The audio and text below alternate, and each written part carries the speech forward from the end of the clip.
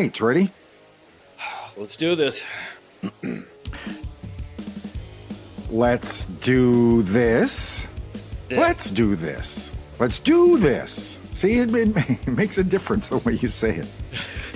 Episode 15 of the 15 cons, as they say in France. So, hey, listen, last time we talked about Woodfluencers, right? And you wore your anti-Woodfluencer t-shirt, and look at the t-shirt I wore today. Oh, there he is.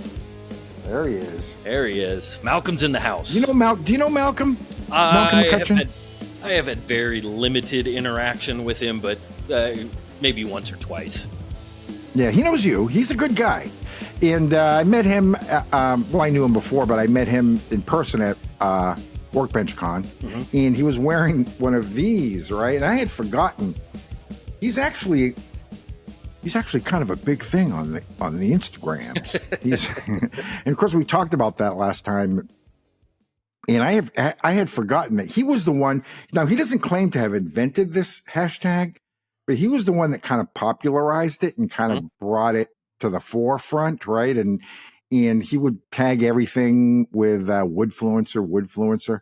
Yeah. And so he made up these shirts, and yeah, they're cool. This is the Bella Canvas too. It's not that crappy stuff. This is a good heavyweight shirt. So I will leave, by the way, a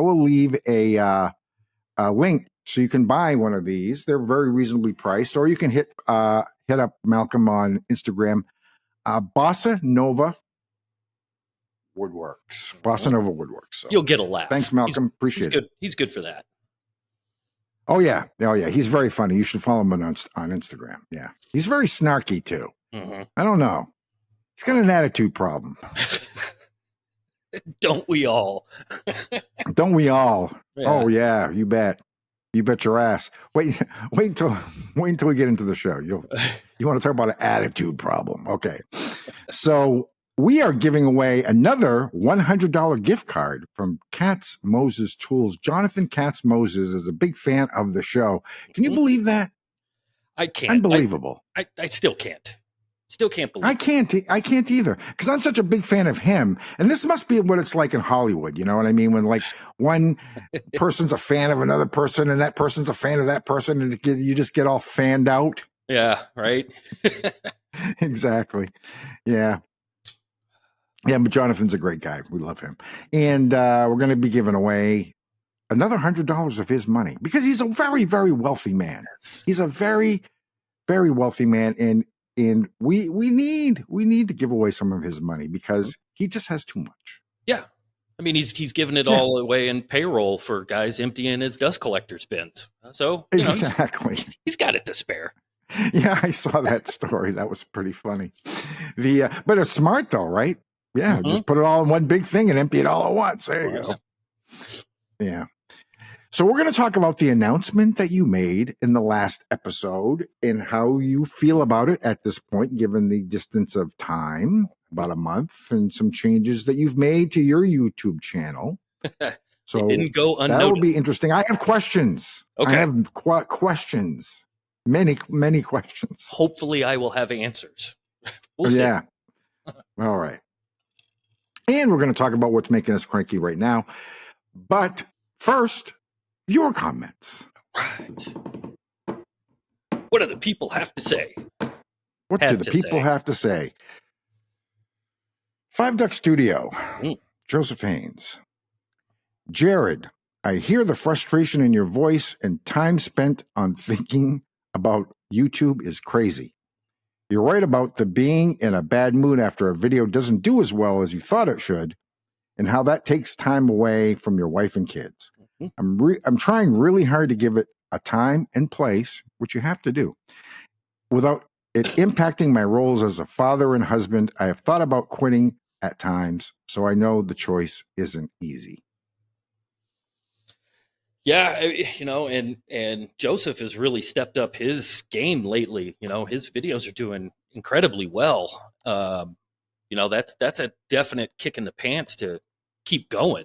I'm sure. I'm unfortunately on the opposite end of that spectrum, where they're absolutely shit in the bed, so it makes the Right. decision a little easier. But yeah, when you add in the added level of taking care of a house or having a family, it's like, yeah, this whole YouTube thing, unless it's bringing in a lot of fun money, you got to have that heart to heart question. You got to ask it to yourself. Is it worth doing?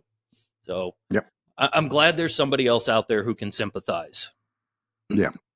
MGL Woodworks. Right with you, Jered. Exactly the reasons I had to take a step back and kind of say, screw it. So he's another YouTuber who has kind of decided, I think, to stop making videos, at least temporarily. So, but we love Michael. Yeah. And, yeah. Lightemized Wood Shop. Jered, I guess I'm stoked to be one of those 100, but I'll definitely miss your unique perspective. That being said, as a father of a 9-year-old daughter, I totally get it. Family first, bud. Yeah. I think, we're going to get to it in a little greater detail, but in reflecting, that is probably the number one reason of just wanting to spend more time with my kid. Yeah. I wish I had a snarky response or something clever to say, but I don't. It's just that. Yeah, I get you. So now when I read these comments, I usually just kind of paraphrase or summarize them. I just will read a line or two. I won't read the whole thing. Mm-hmm. But I'm going to read this entire comment, and it's quite long. But it really sums up, I think, what you were trying to say last week, and it totally, totally sums up my own journey in a way, in a far more eloquent way than I ever could say. And it really ties in with what I'm going to talk about later on. So this is from Mark Francis from Start Making. He probably leaves the best comments of anyone on this channel. Jered, firstly, I am so sorry to hear that this is coming to an end for you, but I take that back if it brings you the sanity and happiness that YouTube has taken away. I hope that makes sense. Everybody listen to this, because this is exactly it. People who don't know will never understand that when channels start out, the videos take nothing but a bit of fun time and you can release them and are happy with a few hundred views. But then the hope monster takes hold. Suddenly, you see potential and amass a community who are so supportive and drive you to want more. You research, upgrade your equipment, increase your editing time, analyze other channels, and then realize that you need to learn about YouTube and the algorithm as well. Suddenly, and without really making the conscious choice, you now have 2 full-time jobs. How the F did that happen? But the hope monster is still driving and keeping you going. Something has to give. I have not been out socially for over a year. That's not normal, right? Yeah. You know what, Mark? Neither have I. It's a slope down to burnout or mental issues. You have made a truly brave choice, and in your honesty on this show, you may even inspire others to make the right choice. YouTube is torture for all but the top 5% of channels. Well done for putting you and yours first. That is yeah. I mean, Mark is probably the most eloquent of commenters. He's very measured in his phrasing, his wording, and I very much appreciate reading his comments. Yeah, he nailed it exactly on the head. For those top 5%ers, they cannot fail. They're too big to fail. YouTube loves them. They're the darlings because they're going to get the views and they're going to constantly be pushed and be able to grow, whatever that may be for them. And for the rest of us, it's just mental mutilation. That's the only way I can describe it. It's just, God, I'd rather take a drill bit and go right through my head than release another video. Right. I remember talking to Steve Ramsey once, and he's like, I don't really fret over my thumbnails and titles and stuff. I just take a screenshot. I'm like, dude, you don't realize what a privilege that must be. Yeah. And he said, you want to know the secret? Start your YouTube channel 15 years ago. Yeah. Yeah. First find a time machine. Yes. Yeah. If we could just dial it back to, 2019, 2020. I mean, I think a lot of the frustration, aside from just the sheer amount of time put in with, the amount of views that are related to the amount of time invested, is when you just look at other people's stuff and you go, God, my shit is so much better than that. And then, it just is what it is. And I appreciate that comment from Mark and everybody else. I was joking in there, like, let the condolences come in. Mm-hmm. But, I didn't expect, I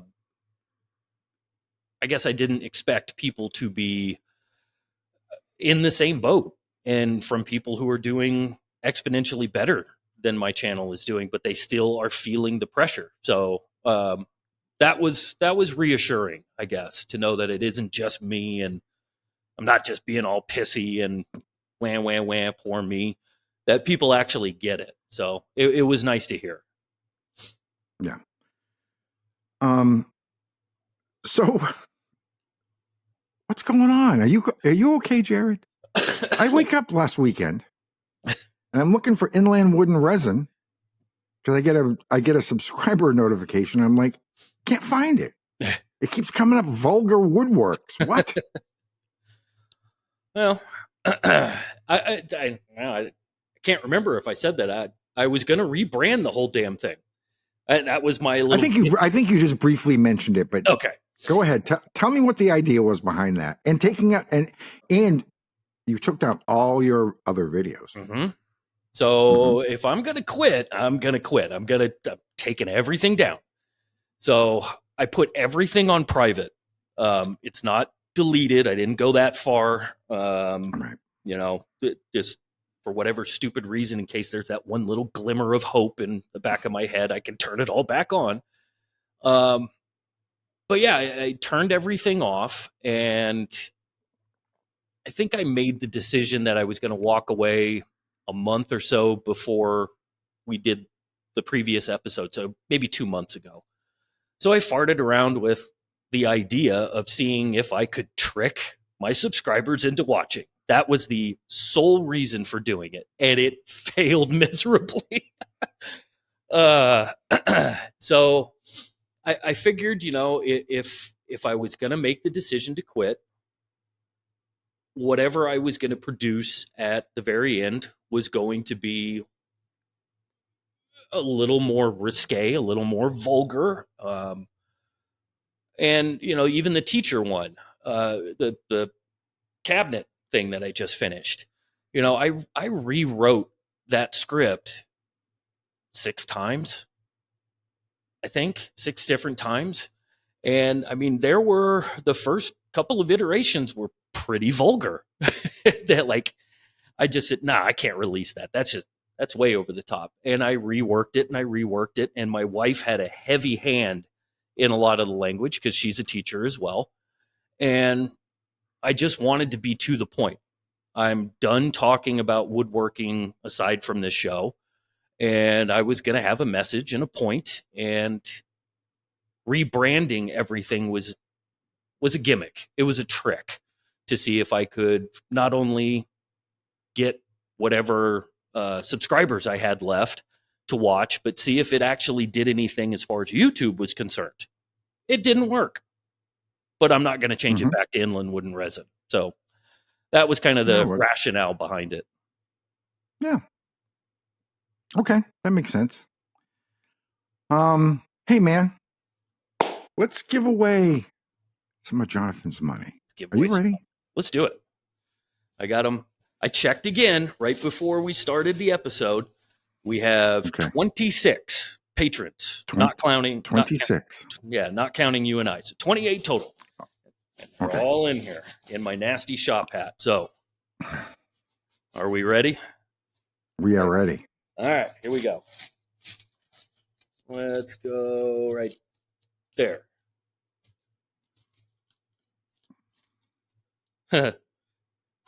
Let's just hold it up. Can you see it? No, I can't see MJL it. Woodworks. Oh, Michael. Michael Amarata. Yeah, there you go. MJL. Great. There we go. Fantastic. Well deserved. There we go. Well deserved. Get yourself one of those bourbon moth chisel knives. I don't really understand the point. Don't get it either. I don't get it. Sorry, Jonathan. I know you're really trying to push that thing.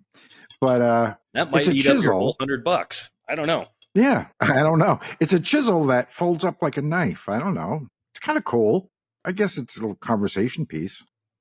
I don't know. I don't need to carry a chisel around with me all the time. You could just walk around and just shave your arm hair off and scare Exactly. the Look at Jesus this. Look out how of everyone. sharp it is. It'd be good to practice sharpening, right? Whenever you get a couple of minutes, just yeah.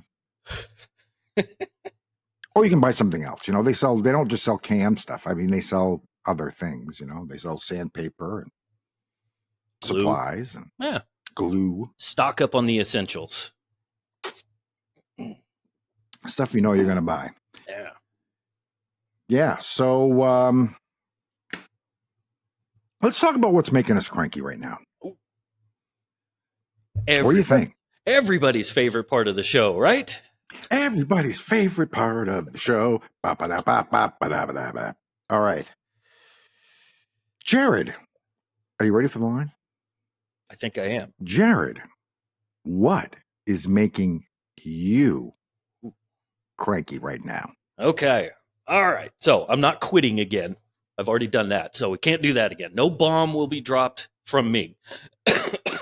But in the time since we last recorded, I have had 5 instances of door-to-door salesmen and I guess proselytizers. Is that the way that you say that? Proselytizers?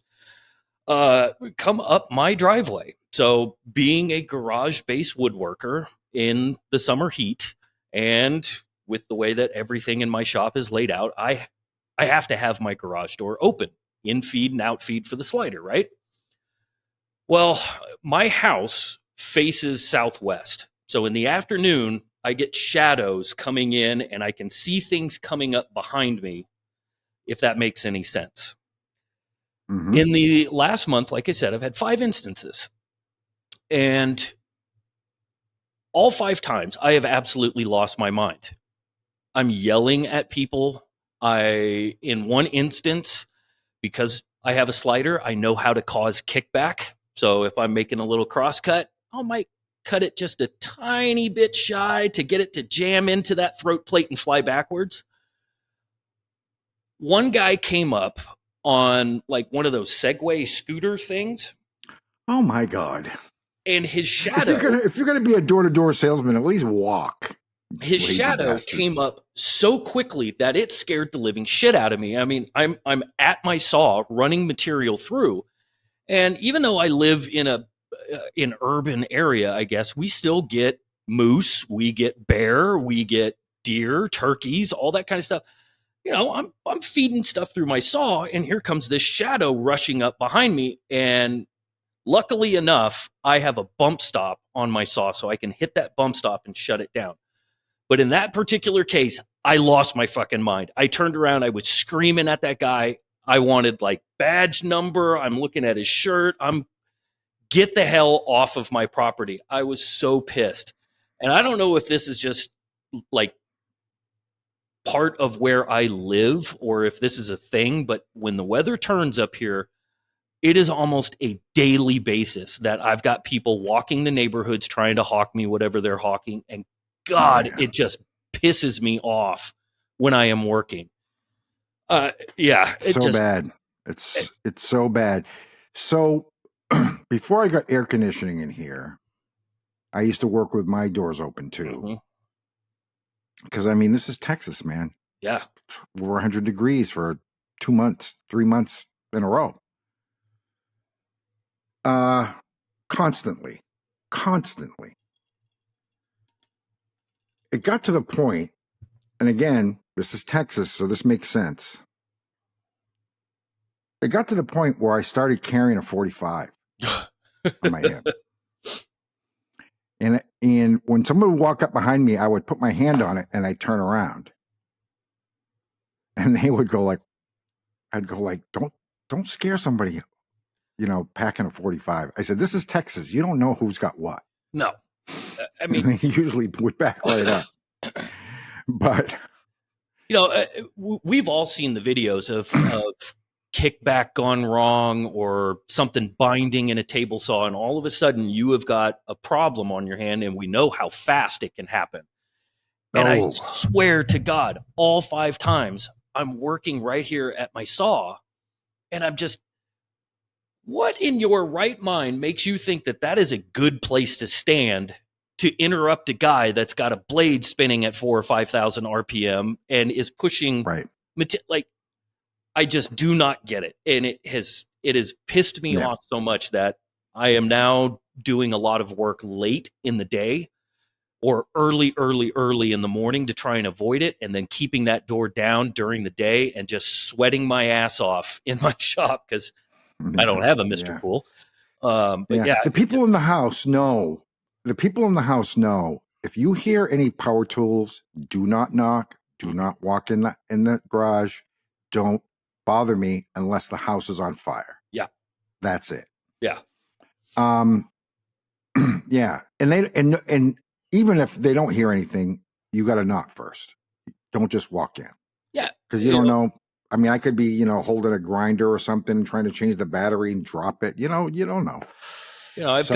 Nobody wants to be scared when they're out here. Yeah. I've got my hearing protection on, because the way that my garage is oriented, I use, what are those safety glasses that polarized safety glasses? It's nice and dark and everything. And it's like, I'm dead to the world with the exception of what I am focused on, which is making sure that I have all of my fingers and eyes when I'm done. And God, I left scathing phone calls. I have turned into that cranky old man that yells at clouds. And I'm just like, you guys cannot, you get the fuck off my lawn. What's crazy is I live in an HOA, and they're not allowed to solicit here without a permit. And none of these guys get permits. They don't get permits. No. Because I've asked them, I said, where's your permit? What permit? Yeah. Onion Creek. You need a HOA permit. Well, I don't know. Well, whatever. So yeah, man, that makes me cranky too. That is what's making me cranky right now. Okay. Lee, are you ready for the line? Let's just get right to it. Lee, what is making you cranky right now? No. No. I'm mad. Uh-oh. Very, very mad. I didn't do it. At myself. Oh.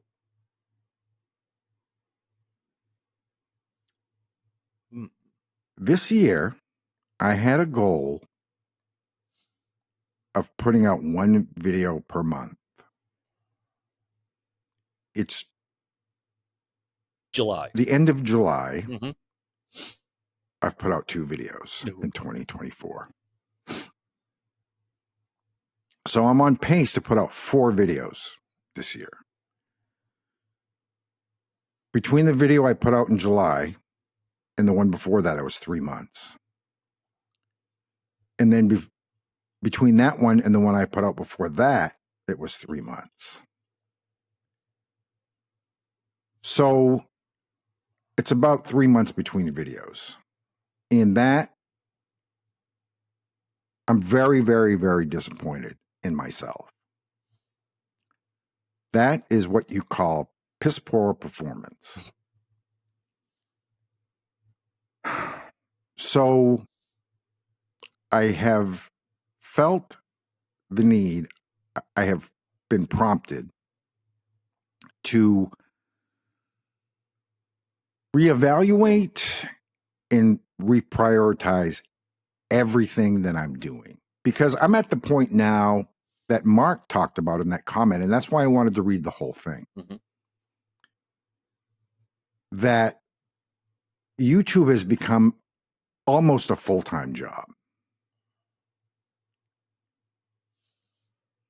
But I'm not dedicating full-time effort to it. Mm-hmm.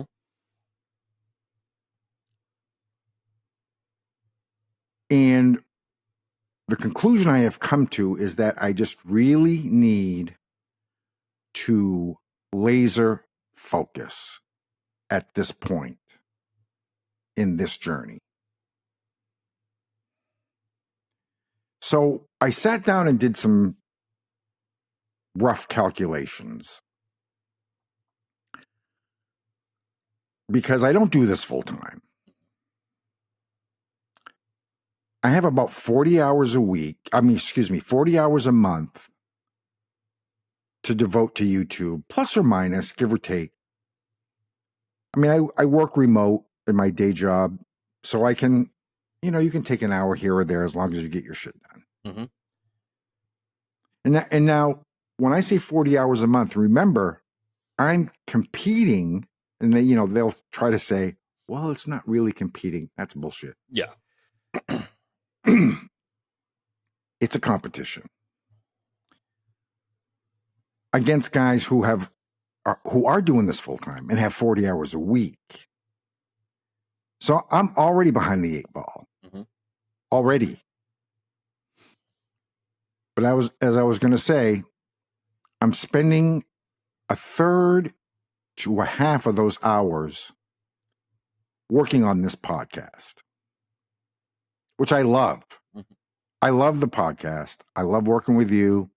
I have tons of fun. I think the engagement that we get is fantastic. We don't get as many views or as much watch time as I would like, but I mean, considering the number of subscribers we have as many subscribers as some of these really, really huge YouTubers that have podcasts. Mm-hmm. And in many cases, way more. Yeah.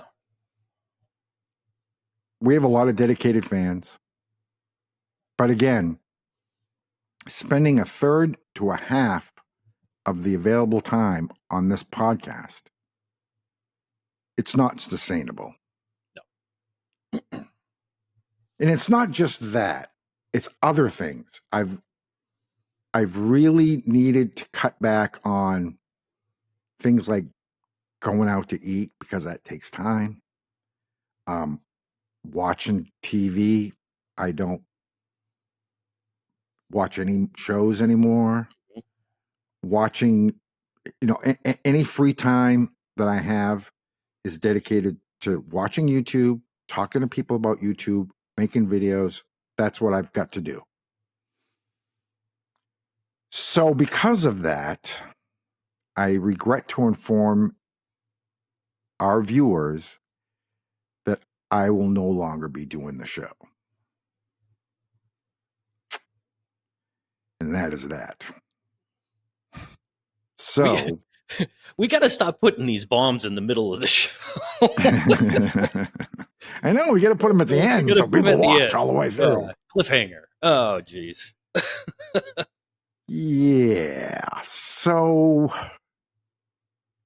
when I say to myself, never say never. The Eagles said, oh, we'll get back together when hell freezes over. And then they had a hell freezes over tour. Right? Yeah. But I don't see it. I don't see myself back unless something really changes. So yeah. You had mentioned, I think, in the last episode that you had goals for yourself as far as going full time. Right. And in the resolution video, you had made the resolution to put out a video a month. Right.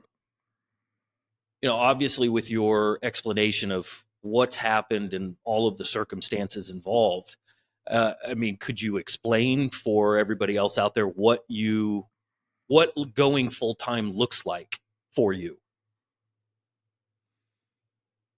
Well, every video would have to be sponsored. Mm-hmm. There's other things that I want to do that I haven't had a chance to do. I want to do a course. I want to start selling plans. I started writing a book on like some of the jigs that I've made and stuff, and I've done videos on them. Mm-hmm. So either a book or a course on like workshop jigs, and not just how to make certain ones, but how to think about how to invent new stuff. Mm-hmm. And I just haven't had any time to dedicate to that. I mean, to become a full-time YouTuber wouldn't just be a full-time YouTuber. It would be a full-time content creator. And there's all kinds of different content you can do, right?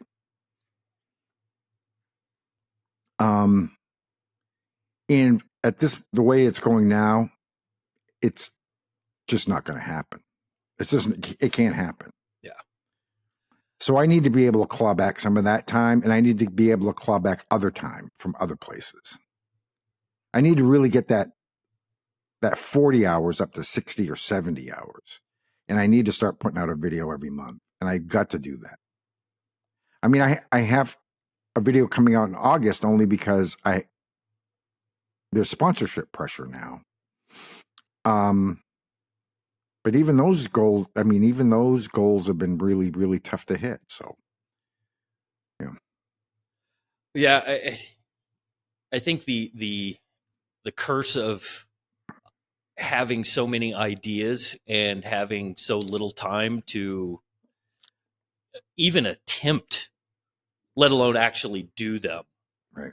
is definitely a major aspect of the whole online persona that is easy to fall into. It can definitely be a trap. Like, oh, I want to do this. I want to do this. I want to do Right. this. And where is the time? Unless you're working Right. 10, 12, 14 hours a day at it, it's Right. it's incredibly difficult. Right. But I mean, I've got to be able to pay my bills. I've got to Mm-hmm. be able to feed my family. I've got to be able to do all that stuff. So, Yeah, and I think that gets back to Mark's point in that, that top 5%. I don't want to say it just they put in the work. They didn't sure it they just do. didn't happen for them. But they can certainly be a lot more selective with what they do, knowing that they are probably going to have a decent return on what they choose to do. But for guys like Mhm. us, and hell, you're in a different stratosphere than I ever was. I mean, as soon as somebody gives you money for some sort of paid sponsorship or partnership or whatnot, you're on the clock. That was one of the main reasons I never wanted to take a sponsorship. I didn't want to be beholden to having to rush out here to do a thing and not be able to deliver. That was a major concern of Right. mine. Yeah. Yeah. Yeah, for sure. Yeah. I mean, so that's part of it is good in a way because it forces you to really buckle down. Mhm. It takes away a lot of the excuses, but it's bad in a way because maybe you just don't have time to make the video you really wanted to make, or or maybe you're making a video not because you truly want to make it, but because it'll meet a certain view quota that they have. Yeah. Yeah. So So anyway, I want to jump in here really quick, and what does that mean then for the podcast?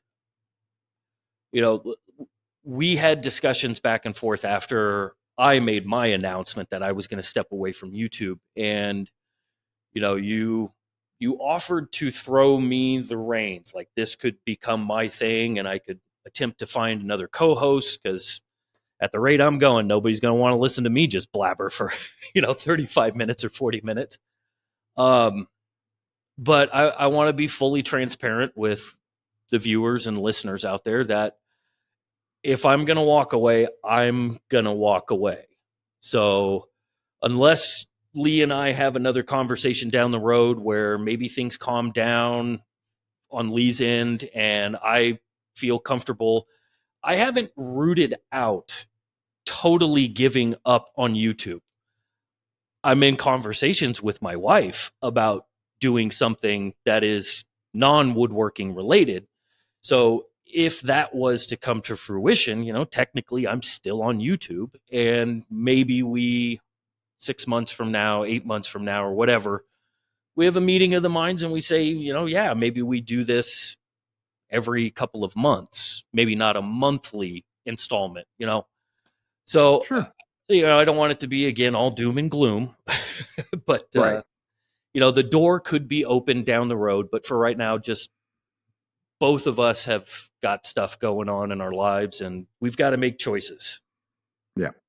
And this is one of the tough choices that we have to make. I'll miss everything about it, Yeah. I mean, I'm not going to miss you because you're not going away and I'm not going away, and I'll still bug the shit out of you all the time. Yeah.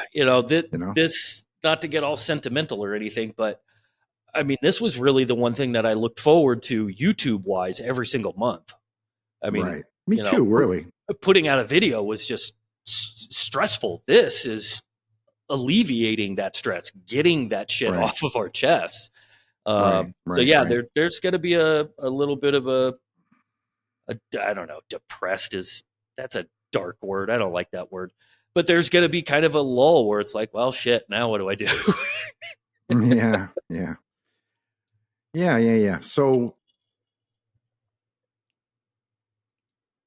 like I say, if things were different, things would be different. They're just not right now. But there's no saying that things might not change. Who knows, But in the meantime, that is the deal. So do you have anything that you want to say to the audience or other than just, like I just said, this is the one thing that I look forward to. When Lee puts the trailer out, I get fired up. I'm like, oh yes, here we go. This is going to be great. We're going to have some good conversations. We're going to, joke back and forth in the comments, and we're going to do things. But, the people who have, whether it be from your channel or mine, who have gravitated here, this is really the core group of people that I truly enjoy conversing with. It's been a lot of fun, and we've had laughs, and we've been all gushy and sentimental and stuff. But this was really, really, from a personal standpoint, this was a show that was very much needed for me. I needed to get this shit off my chest, and it. It was really super cathartic for me too, and I just really want to thank everybody who's watched, left comments, reached out. It's been great. Yeah, sent us text messages, DMs, whatever it is. That's the community that we really do appreciate, not the knuckleheads that just drop into the comments every now and then and tell us we're sniffling too much. We're going to give you guys one last. Come on. I picked the wrong week to stop doing cocaine. Yeah, right. Picked the wrong week to quit methamphetamine. Oh God. Oh, geez. All right. So, video spotlight, dude. All right. Lee, I think you're up first, right? Did you get a chance to watch this video, by the way? So I just pulled up the agenda, by the way. We totally script this show, so we try to stay on track. But I just saw it, and I know exactly what video this is, so you're good. Right. Good. So this is a guy that I met at Workbench Con back in late February. He's a really nice, sweet guy. He's got a small channel. He's got about 13 videos out. He's trying different things. He's trying really hard. This last video I thought was really interesting. And it is called, well, first of all, his name is Barry Robbins. It's Blue Turtle Studios in challenging drum to elegant coffee table reimagining. Yeah. So what he does is he takes salvages part of a drum kit, kick and 2 floor toms, and turns them into a coffee table. And I remember when I first started watching this video, I was like, Barry, what are you doing? I said, this is nothing. You just take the skin out and you put a top on it, right? It turns out it's way, way more complicated than that. Yes, it is. Yeah, I didn't even realize. I was like when he was kind of taking it apart and doing it, I was like, oh yeah, I never really thought about that. All the stuff you have to do, right? Yeah, to make all the that hardware, work. getting it back together. Yeah. Getting it back together, getting the circumference right, everything. And yeah, it was super, super cool, I thought. And Barry needs to be on camera more, and he needs to talk to the camera more. He does a little bit of voiceover, but he's a shy person. So check out this video, subscribe to Blue Turtle, and leave a comment. Barry, we want to see your big dumb face on the camera.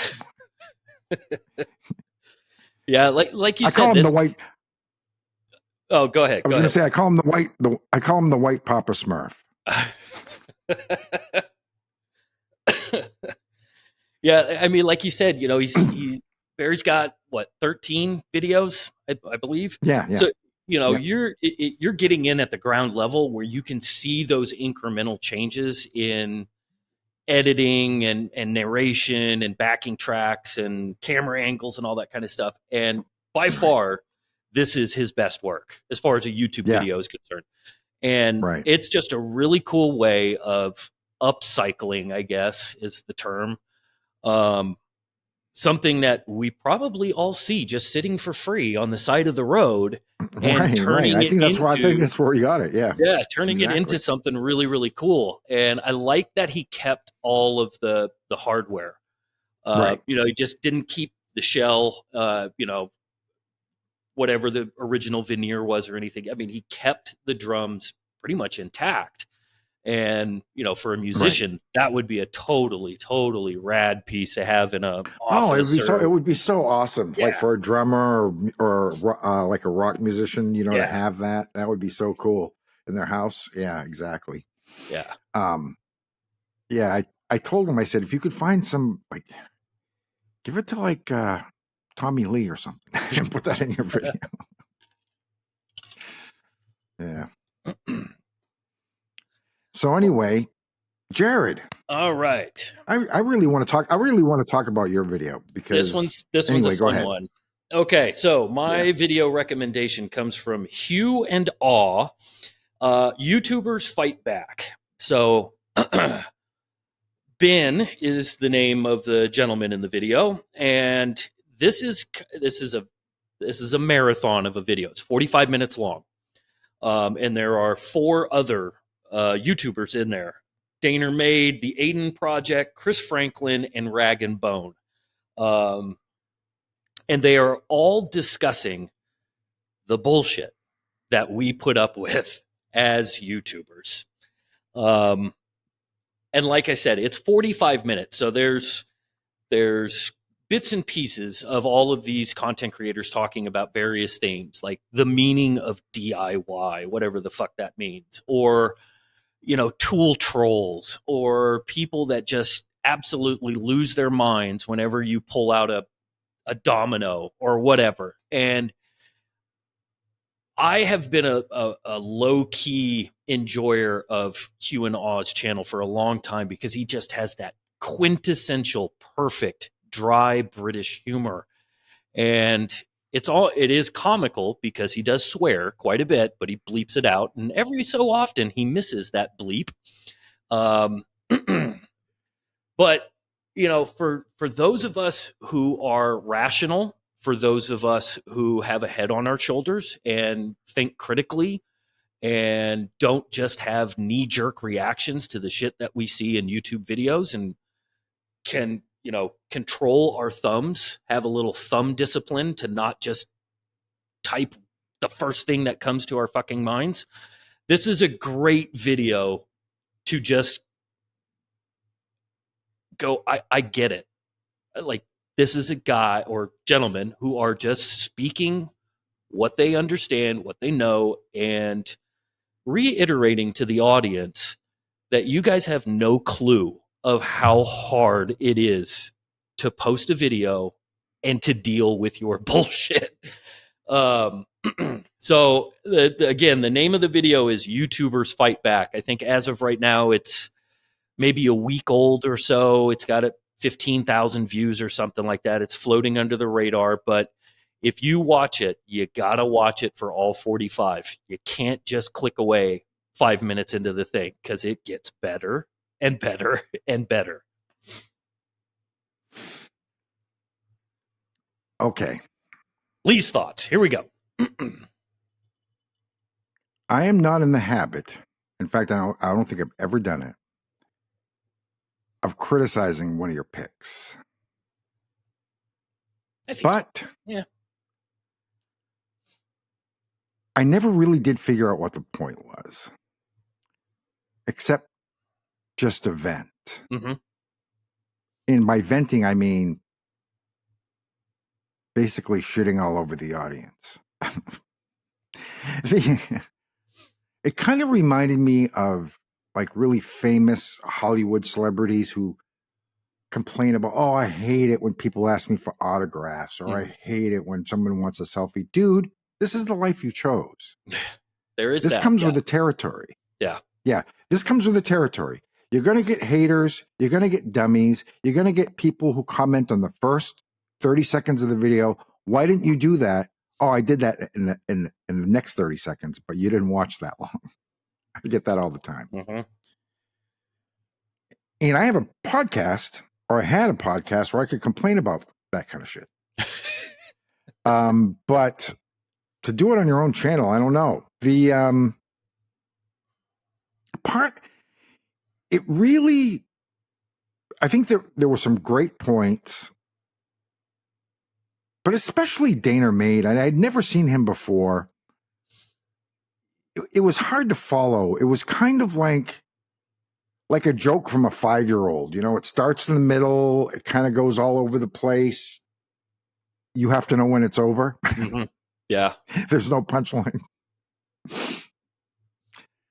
But that being said, some of the shit they talked about is really super frustrating. No doubt about it. No doubt about it. But the haters come with the territory. You know, or what they, you know, he's British, so what do they call them? Muppets? I think being a Muppet would be a good thing. In Mark America, will have to let us know. Yeah, Mark will have to exactly inform us on the slang. Yeah, Mark. Mr. Francis, is being a Muppet, is that bad over there? Because over here, it's cool. Yeah. Yeah, it does get, I will admit, it does get a little disjointed in that, you know, it cuts to another content creator, and then you're like, Right. all right, I like you said, the 5-year-old joke. All right, I gotta piece this back together. This was the topic, so on and so on and so on. Yeah, he's been on a kick lately of, I don't want to say trashing the audience, but definitely venting his frustrations. And he's not Huanaw isn't a terribly large channel. I think he's 20,000 subs or so. Right. But he is tremendously talented. So again, being somebody who's watched his channel for a couple of years, you know, I've seen what he has done in the past as far as his builds are concerned, and he is tremendously artistic in his builds. Mm-hmm. So I get it to a point where it's like, I'm making a video because I want to showcase the piece. I want to show the skill or the passion for making the thing, and yet all I get is a bunch of bullshit about, oh, I put a domino in that joint. Like, shut up. Nobody fucking cares. Move on with your life. Appreciate it for what it is. And, you know, just the hate and the vitriol, like you said, it's just par for the course. But it's like, God, when it is just, you get triggered. Like, do what everybody told me to do when I released my rant video and just fucking click away. Leave it at that. Yeah. Well, anyway, guys, that is the show. That is our show. That was our show. Mm-hmm. That was. Could that be our show again? Yeah, who knows? We'll see. That's right. Well, let's put it this way. I promise we will come back if and when the Oakland A's win the World Series. Well, that ain't ever gonna fucking happen. Never say never. Just don't lose Hey, 63. Don't lose 100. That's all I'm asking for this year. Hey, the White Sox are only 21 games away from losing 100 right now. Yeah. Yeah, if it wasn't for the White Sox, you'd be. We're not the worst. We're not the White Sox. We're not the worst. Yeah, exactly. Yeah. It's been a weird year. It's been a weird year for baseball. Yeah. Toronto's the shits, and they'll be sellers. Houston finally has come back, but they apparently can't beat. Yeah, the they A's. had a horrible start, and they finally came back. But the thing is, that whole division is weak, though. That West division is weak. Texas hasn't been the team they were supposed to be this year. Seattle, I think, is playing over expectations. Houston's playing under expectations, and Seattle's going to do what they always do and shit the bed right at the end. Of course, yeah. I mean, that's their thing, and it's been the American League especially has been weird, right? Cleveland, who saw that coming? You know, I believe in Baltimore. In Stephen Vogt. Everybody thought Baltimore would be good this year. Yeah. Huh? I believe in Stephen Vogt, the new manager, former A. There you go. Yeah, there you go. Yeah, absolutely. Yeah. Everybody knew Baltimore would be good this year. I wasn't expecting the Yankees to be as good as they are. But Boston's playing well. They're a little surprising. Everybody picked them last. Got a puncher's chance. They do. They're only a game behind Kansas City in the wild card. So they're fighting it for that last spot. So you never know. For the privilege of losing in the first round. Awesome. All right, guys. Hey, a little baseball talk at the end here. You lucked out. If you stayed to the end, bonus content. Fantastic, dude. I will talk to you later. I will talk to you soon. Okay. Adios. Adios, amigos.